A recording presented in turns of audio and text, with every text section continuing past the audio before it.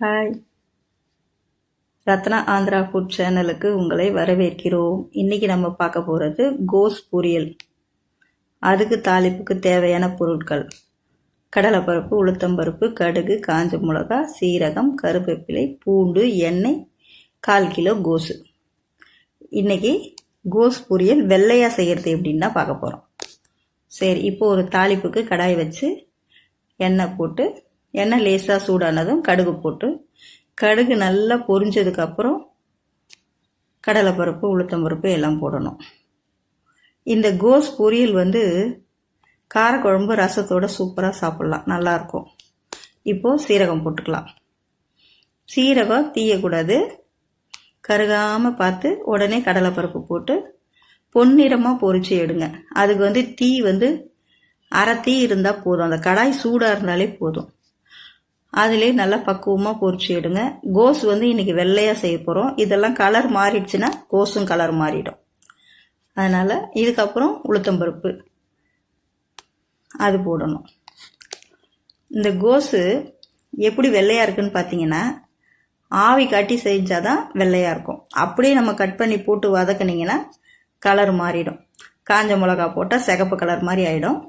பச்சை மிளகா போட்டால் கொஞ்சம் பச்சை கலரில் இருக்க மாதிரி இருக்கும். ஆனால் இருந்தால் கூட ஆவி காட்டாமல் செய்யும் போது கலர் மாறி போயிடுது. நம்ம இட்லி பாத்திரத்தில் வச்சு லேசாக ஆவி காட்டி அதுக்கப்புறம் பொரியலில் போட்டிங்கன்னா வெள்ளையாகவே இருக்குது பொரியல்.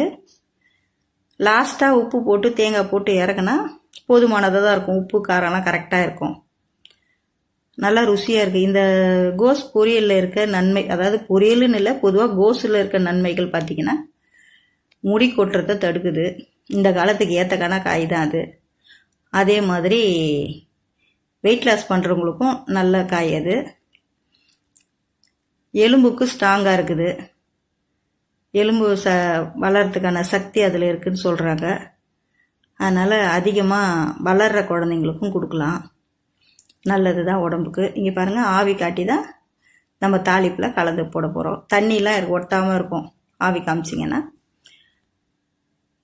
அதில் போட்டுட்டு, கடாயில் போட்டுட்டு கொஞ்சம் உப்பு போட்டுட்டு வேணுன்றவங்க தேங்காய் போட்டுக்கோங்க, நல்லாயிருக்கும். அல்சரை குணப்படுத்தும்னு சொல்லுவாங்க. இந்த காய் வயிறு புண்ணுக்கு ரொம்ப பெஸ்ட்டு. உபவாசம் இருக்கிறவங்களுடைய இலையில கண்டிப்பாக கோஸ் பொரியல் இருக்கும்.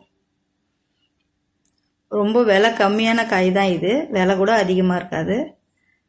இது கூட ஒரு சத்து நிறைந்த நல்ல காய்கறி தான்.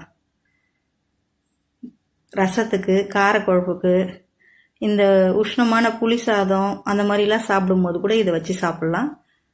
ரெண்டுத்துமே சமப்படுத்தும் உடம்ப. இந்த காய் சமைச்சு சாப்பிடுங்க, ரொம்ப நல்லாயிருக்கும். சாப்பிடுங்க, சந்தோஷமாயிருங்க.